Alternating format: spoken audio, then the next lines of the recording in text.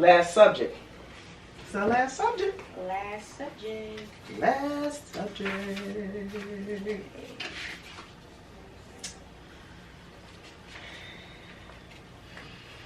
Alrighty. You ready? Yes, ma'am. Alrighty. Ready? Yep. Hey sis. Hey, sis. How are you doing today? I'm good. I'm doing good. I'm doing good. How are you? Good. Good. Good. I'm Tanya. I'm Alexis. This is a mother-daughter podcast where we are breaking generational curses through constructive communication. Yep. And this is our 5th chapter Yep. and final for this series. And what we're going to be talking about is trauma. Yep. Trauma. How to move forward after trauma. So this one is kind of hits home. Yeah, definitely.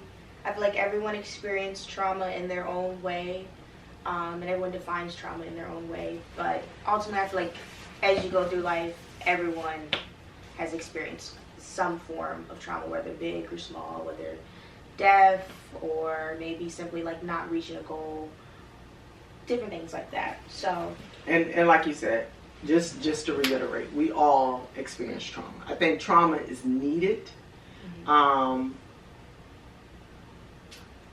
To help build character in us. Even though it doesn't feel good, yeah.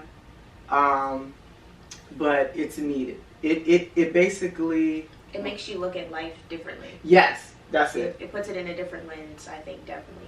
I think probably the biggest one that like everyone associates trauma with would be like death or experiencing death, and then like going through that process of really realizing that person's not there anymore. And you know, we've experienced a lot of death in our family. I feel like very close to home. Not a lot of people really experience that as you think. As far as like close to home, like when I say close to home, I mean like, you know, my grandparents, your mom, your aunts, you know, people that were really knit into developing who you are as a person. So I feel like when you lose those people so abruptly or without quite an explanation, you kind of just it makes you question everything. yeah. You question everything around you. You question it. You question it like all the time. And then I know for me, you ask yourself, like, why? So it still goes back to relationships. Yeah. So not just romantic relationships, because it's trauma created there, but just relationships, period, all types. Mother-daughter, father-daughter, father-son, father-daughter. Those also are like traumas. And basically I guess the biggest thing that we basically titled it is how. How do you move forward after you experience these traumas? What is let's define what trauma is. Yeah, So they say trauma, we're going to define trauma. Mm-hmm. Trauma is a problem where an incident or a series of events that are emotionally disturbing or life-threatening with lasting effects on our mental, physical, social, emotional, and spiritual well-being. So I guess that's what, in reading that's what makes it so traumatic. Just trauma. That's what it is. How do you move on? I don't think you ever move on. Yeah. I think you just adapt. And what I learned, just like you said, we've had a lot of deaths back to back. Very significant. Actually, today, when we're recording this, is July 9th. Yep. And that is where I've lost Tommy. Yeah. So I was just saying that because we have a family group chat. And everyone sends happy birthdays. Even if you're not here anymore, you know, you send up the heavenly birthdays to everyone. We still acknowledge them. In some years, it's a little bit easier than others to kind of acknowledge. In some years, it's kind of like you don't really want to. I personally feel like, oh, okay, because it just brings up that sadness, you know, that person's not here, you know, and that impact that they've had on your life. So. And then you say, like, why? Like, we grew up, I would say, first generation cousins, and we all grew up like more so like siblings. So, like Tommy and I and our mothers, they lived together. So we grew up just like brothers and sisters. Literally. So, and not all the time, but like in most of the time scenarios, because they were single. They were single mothers. They went through their own trauma, and basically we lived together. If we weren't living together, because Tommy's mom was the oldest sister, then I remember when our grandmother passed and she moved back home with granddaddy. Mm-hmm. So she was there, and we went to, as we call it, nursery school, preschool, and I would get off the bus there. Mm-hmm. And so we were always together. So that's just like that's another thing. Even going from aunt's to aunt's house and all of that. And I just remember, I'm kind of like jumping over the place. Like when I did lose my mom and you lost your grandma in 2015. And like I was explaining to somebody, I think the first 6 months, it was just like for me, it was like a shutdown period. Like I really did not, you didn't believe, it was like, is this real? And you wake up and you know it's real. But 6 months, I just had to shut myself down. Of course, I went to work and did that. You deal. But just mentally, because this person knew you your entire life. And yesterday, which was July 8th, I was in my feelings, so I had a moment. And so you sit and you think about, like, how do you move forward? Yeah. Because it's always going to be triggers. And triggers, in understanding what trauma is, and then the next step, I think, because we had this discussion when you first went off to college, the same thing like with Courtney, we've had it, and triggers. So like, what are triggers? And why does it, that's why I say it never goes anywhere. It just comes, you adapt. Yeah, so on just picking back off of, basically, I think for me is when it's like an abrupt change to like your environment or your routine. Okay. That's like a big trigger for me. That big change is kind of, it can trigger other traumas or other like fears or things like that come up. Yes. Or just, I would say if we're sticking to like the death trauma, because I feel like that's one of the biggest traumas. It sounds so, but like being in an environment and seeing another person interact with that type of relationship that you've lost. Okay. So like people with their grandmothers, or you know, people with their fathers, or people with their great aunts and stuff like that. Yes. And like having big family events, it sometimes triggers me because it's like, you know, not too many years ago, like this was our family, and like I was vividly, you know, remembering being able to Christmas dinners, like that was a big thing in our family, like into now how it is now, like when we have family interactions, it's still, you know, we have the same energy, but it at the end of the day, it's a big difference. Mm-hmm. And everyone in that room feels the difference, you know, and it's not a energy we can get back, truly. Right. It's something that we have to adapt to because those people are gone and they're not coming back, you know? Yes. And not to say we won't see them again. I believe in that. I believe we'll see them in a different way, in a different light. But just having that presence, that physical presence on this plane, not here anymore, it's kind of big. It's hard to navigate, hard to, like you said, we have to adapt to it. When you also think about how you move forward, it's really not necessarily a forward. It's kind of just like you take it day by day. You wake up. Some days are better than other days. Yes. Don't expect every day to be good. Don't expect every day to be bad. I feel like it just hits you. Yeah. Like you can wake up. I don't like using the word normal. It is what it is, but You can wake up, brush your teeth, you're feeling you good, and you're moving around, and then all of a sudden, bam, it hits you just like you said. So I was at an event, and you can see at that family event, you have your aunts and your, like you say, your aunts. You have that and your siblings and all that, and all of these people, and you do question. You question God as to, like, why did my family have to be like this? Like, you ask those questions, and then the thing about it is, trauma spills over. I want to touch on like romantic relationships, because sometimes people, your significant other, you want them to be there, but they can't be there, and sometimes you're in your, I call it in your feelings. Meaning, in your feelings just mean that you may be emotional at that point. It's no description of it, but you just may be emotional, having an emotional day. And you want the comfort and surrounding of that person, or you may withdraw. You may need to withdraw. And sometimes that's hard for others to understand when you're needing to withdraw. And sometimes it's just being. Like, sometimes you just need being. You just need someone just to be there. Yeah. Not where they got to solve a problem, not do anything, but just the being, the knowing and the being. Sometimes that is actually needed. And that can cause issues in your relationship too, because sometimes you may present yourself as being needy, clingy, more clingy, because you need that.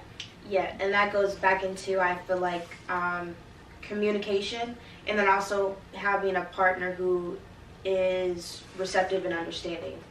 I think it's harder when they when they haven't experienced what you've experienced. Yes. So they come from a place of empathy and not really sympathy.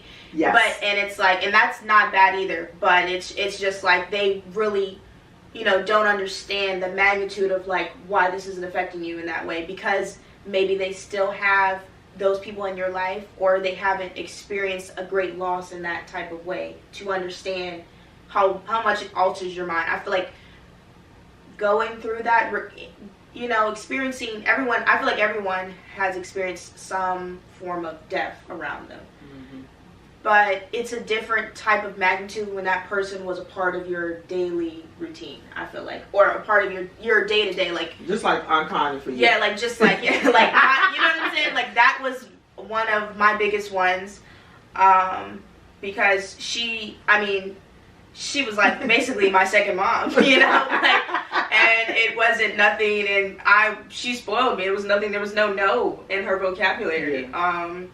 And she just loved me, unconditionally, and that's very hard to find in this lifetime. Yes. And I think another one for me was probably DJ, and that one was more so because it was like, even though we had not been as close as we were when we were younger, we were getting close. Right. And he was near my age. I've never really had a cousin that was really close to my age. So It was like, and he did different things that, me and our cousins, we don't do as much. He came over here and just sat with me. He came, he just called me randomly, or we just hung out, things like that.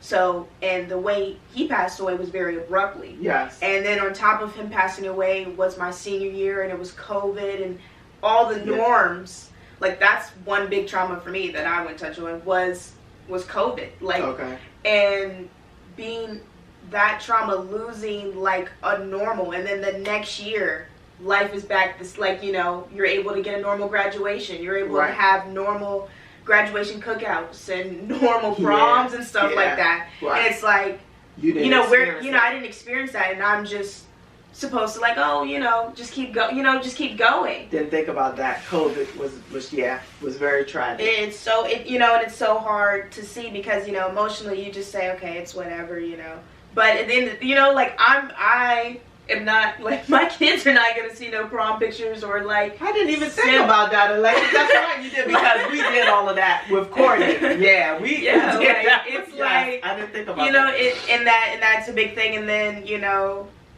your college experience. Like, my college experience was cut. My first 2 years were not... It's just now becoming normal, but guess what? I'm an adult now. Like, you can't do...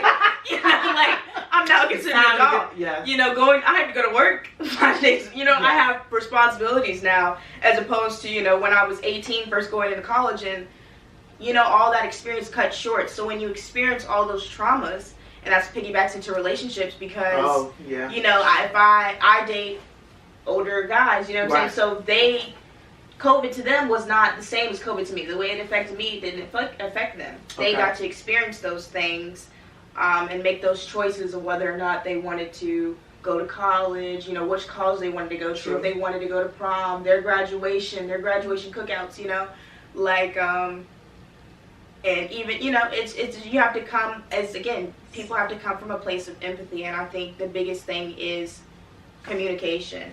And it's very hard to communicate how you feel in that moment. Right. And I feel like the best thing, but yeah, I think the biggest thing, So trauma comes with betrayal. It creates betrayal in us. In the sense of what? Because again, it takes away from you. Yeah. It took away, like you said, experience. It takes away experience. I feel like because after you go through a traumatic experience, like that time frame, you're not cognitively yourself. No, because just like when it comes with a betrayal, because of the fact that I think about my brother and his daughters, and not being able to, my mother not being able to experience them because she got sick. She was getting ready to go. She was like, okay, and I was like, Mom, you can go stay with Byron. That was August, and she was getting herself together. But when she went to do all of that, that's when her heart failed. So, you know, death came, and then so she never got to ever meet. She met Olivia, but you know, never really got to. Yes. Her, So it's you know, trauma. Wow, it can be a betrayal. It can be a betrayal, and then you have to be mindful of that with trauma too, because you carry it. You'll take it into relationships with you. Yeah. So like talking about like romantic relationships. Let's touch on a little bit of. So I think that trauma would be the absence of a father. Okay. I feel like and then the role that my father played in my life. Okay. Just his actions, and you know, being young, I feel like now I understand a little bit more, because I'm able now to separate him from being my father and him being a man. Who he is, you know. But at that time, you know, the different actions of lying, not really showing up when when you say, not keeping your word, correct, and not truly understanding why you're not capable of filling the role of being my father when you were here. Okay. You know, even being moved away, like either way. So I feel like going into relationships where that messes me up is because I lack, I think I told you this, which was like one day I just was like sitting down and I was just like, you know, you want to ask yourself why, because you just like, why am I so, like, just different, why, you just ask yourself why. Yeah. You always ask yourself why. And because in certain instances. I said, because I did not respect a man growing up. I did not respect my father, so I don't respect men when I go out into the world. Like initially, my initial is not, I don't have a respect for you. Okay. So the trauma of not having a father creates, it created that, definitely. Okay. And then those are triggers for me. So what is a trigger for you in a relationship, not having a father? Not keeping a man that doesn't keep his word, like the first time. Yes. And it can be so small. It can be so small, like as if you told me you were going to take the trash out, and I wake up and the trash is still there. Yes. It's like, it's a trigger, because then it goes like, okay, he didn't do this thing, even though maybe he had a reason of why he didn't do it. But because you didn't do that one thing and you said you were going to do it, now I'm deflecting back, because it's like, it goes all the way back there. Yes. It's like that makes me traumatic, because someone who I'm like that too. For me. Yes. A word, because your word is everything. And what I'm learning, even though I make room in my life, I'm gonna say romantically, for people that I romantically date, I make room for them in my life, and I expect the same from them. So just like you said, with your word, if you know, you would, like you said, we have plans or we're planning to do something in advance, and you don't make the arrangements for those, that right there, that's a trigger for me. It triggers me. It triggers me. And another thing in reference to that is just like what goes along with that is consistency in behavior. Absolutely. I said, we took it back is inconsistency being one of our our big things. Because it's just, it's like, and you know, at the same time, that triggers on to just being consistent with yourself. Yes. So you can't ask for anything on the outside that you're not yet doing to yourself and in your life. That's when the healing comes on. Yeah, that's like you said, in working. So that goes back to one thing when you're saying, okay, trauma. Let's just reiterate, it's not that you're going to ever get over the trauma. No, you're going to deal with grow it. And adapt you're going to with the trauma. Yes, that's it. And then, as you just stated, the healing process of it. It's like you just stated. If you have to be a reflection of what you want. Yep.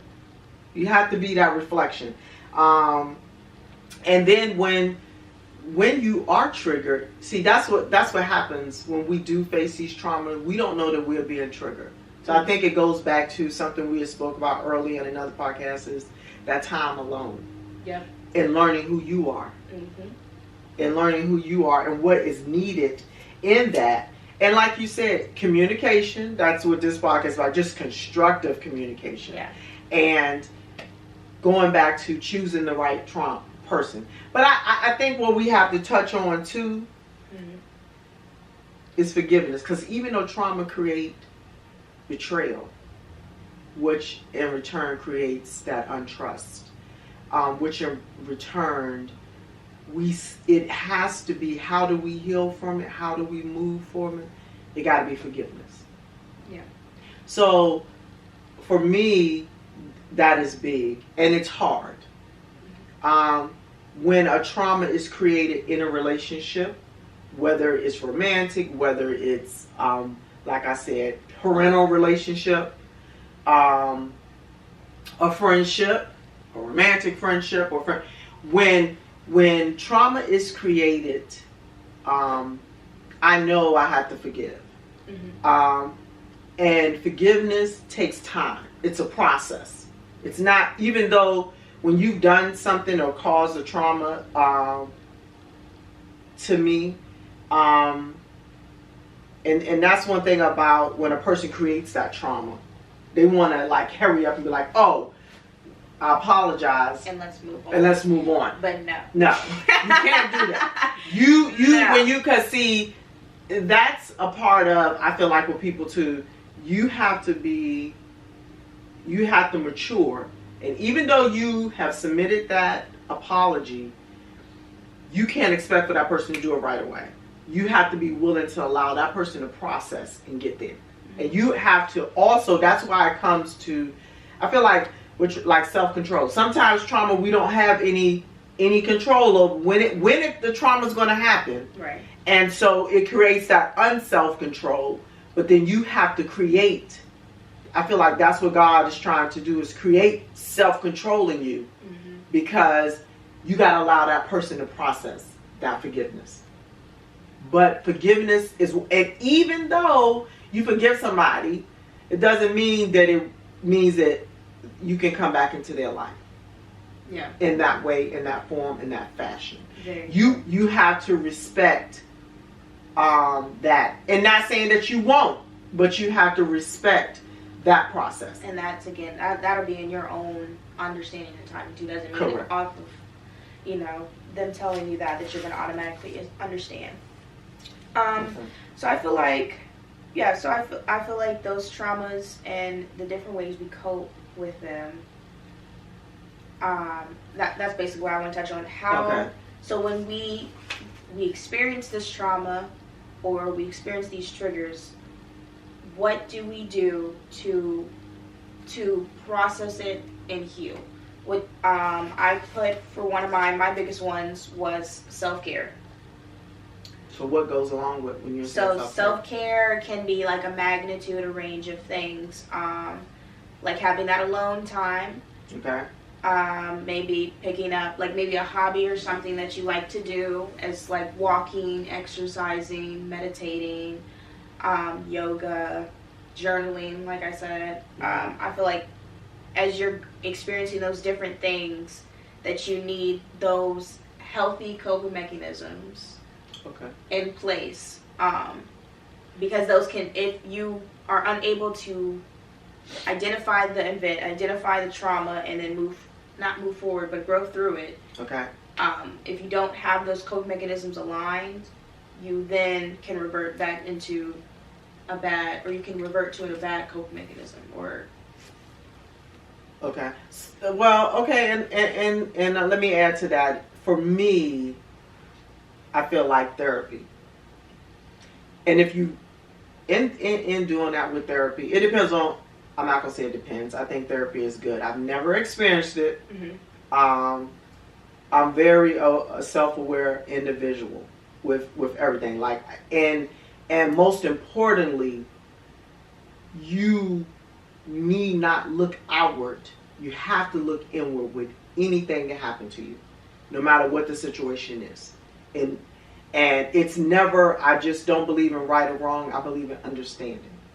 So even when there's a traumatic situation that's going on, whether it's romantically, parental, you have to have that basis of understanding. Mm-hmm. And like you said, it's empathy. But I think therapy is very important. Mm-hmm.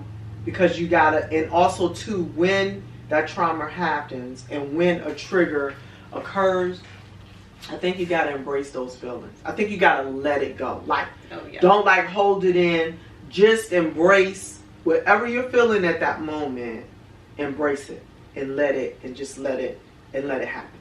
You know what I mean? Like, just let that part happen. I think that's important. And also, when you need, at that time when you're going through surrounding yourself with the right people, mm-hmm. person, that is understanding. Whether you're withdrawing, whether you want that person there, or whatever the scenario is, but you need people around you to understand that don't judge you. Yeah. You know what I'm saying? Because people are like, well, why is that person acting this way? Because like we just stated at the beginning, when that trauma occurs, you'll never be the same human that you once were. Nope.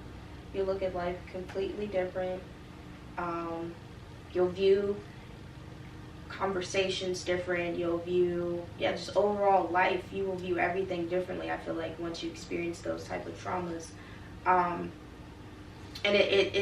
it's no revert back. Like, there's no, oh, this is for a time or a season and I'm going to revert back to how I thought prior to the trauma. Like, right. Once you experience trauma, or once you experience, I feel like, in my opinion, there's no revert back. There's only moving forward. Because if you progress backwards, I feel like that's ultimately gonna.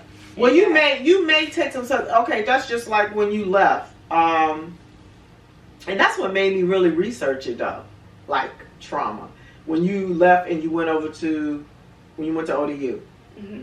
And, and that's, I feel like, just like with both of y'all, you and Courtney, like when you left and you went over, and then, because everybody's so anxious, I want to get out, be on my own, blah, blah, blah, blah, blah. And once you realize, once you're out there, you're literally on your own. Mm-hmm. And you're literally by yourself. And at the end of the day, not many of us have spent a lot of time by ourselves. Mm-hmm. And that day when you had called and you were upset, mm-hmm. and you were crying, you just wanted me to listen. And we went through, so it triggered me, and I was like, I had to just, like, in my mind, like, research what is trauma, what it does, and why you know, you feel upset, and you was like, I don't know, I have all these feelings and emotions or whatever. And so that's what made me research trauma and then understand the triggers. That's what happens. Triggers will come. Just like Courtney and I had the discussion. It will come. She was like, well, it doesn't happen when I'm there, but when I leave. Right. Because once you're in the environment and then you leave out of the environment and you go back where you're sitting still, then you may have your breakdown. And like in your case, whatever it was when you were there, it triggered. So I'm saying that to say we created in that period, we created time. So I was like, okay, well, let's meet every Wednesday. Where you want to meet? Let's just go down to the beach and just sit. We ain't gotta talk. We can have something to eat. We can walk on the beach, and we did that. So every Wednesday, we created that to help you through that traumatic experience, that feeling. We created that. And it helped you adapt. Right. And it you don't necessarily, like, again, we created it and we did it every Wednesday. I made sure I logged off and signed off. And that goes back to consistency and behavior. And I feel like in the trust and all of that is built and that's instilled in you all, that you also have that expectation from others as well, the same as I. Because my mother did the same. If it was something going on in my life and something traumatic, she just stopped. And you do it. So you all, I feel like, have that expectation as well as myself, because it was created in my environment. But it is good, like I said, having certain people around you, being able to adjust, being able to adapt. That support is needed. Yeah, having that support definitely is needed in those different times. And being able to have it, I feel like it is important, because not everyone has that in their environment. Yes. Yeah. It's just really good. So yeah, so having that support is important as you move forward and grow and progress in life when dealing with these traumas and those triggers. I think, like, you don't ever get over the traumas. I think that's probably one of the biggest things, the biggest realizations is, I think, Grandma passed away, 6? Is it 6? Has it been 6? 2015. 2023. So 6, 7 years. It still feels fresh. Yeah. And I don't know if that's, I don't know if it's because we're, still in the environment. I think for me it was like moving back to Hampton comes with a lot of memories. Yep. That's what Courtney And like said, they'll come over you like in a wave, and like you're just driving down Mercury and you're like, I remember doing this with, so and so, and it's like, dang, that person's not here anymore. So you have those moments like that. And the best thing you do, like you said, I let it out. You let those feelings out. Yes. Embrace them. I don't hold them in anymore. I think that was something that I tried to do. Because when you try to hold them in, I feel like you're gonna use different devices. The devices that are not good. Yeah. And I think that was happening because, and I think death is one of the biggest, like I said, because just losing Denise. And you just would never have thought. Yeah. And to go. And I think the biggest thing is just learning to appreciate people. Yeah. I was going to appreciate and value your time, because you truly do not know. You don't. You don't know. Every hour, every second. I feel like DJ's death brought me that realization, because he's so young. And it was so abruptly. And he was on my mind the night before. And I didn't call him because I was like, I'm getting my hair done tomorrow. I was like, I'm going to call him because I know he's in, like we joke and stuff like that. I was like, we're going to joke and stuff like that. You did get your hair dyed. I dyed my hair blonde, and I was like, he's going to have a hoot at this. I know he's going to say something funny. And then I'm getting my hair done, and I'm on the phone with someone, and they were like, do you know, they said his name, do you know DJ? I was like, yeah. It's my cousin. I was like, why? And they were like, he passed away. And I was like, no, he didn't. I was like, no, and mind you, this is like 3 p.m. He had already passed away, because he passed away in the morning, like at 8 a.m. But this was like 3 p.m. in the afternoon, and I was like, because I don't really be on social media as much, and if I do, I'm not really on social media. If I'm on my app, it's not really, I'm not using it the right, I say I don't use it the right way as everybody else. Okay. So I didn't really, I didn't know. And then I looked it up, and I was like, no.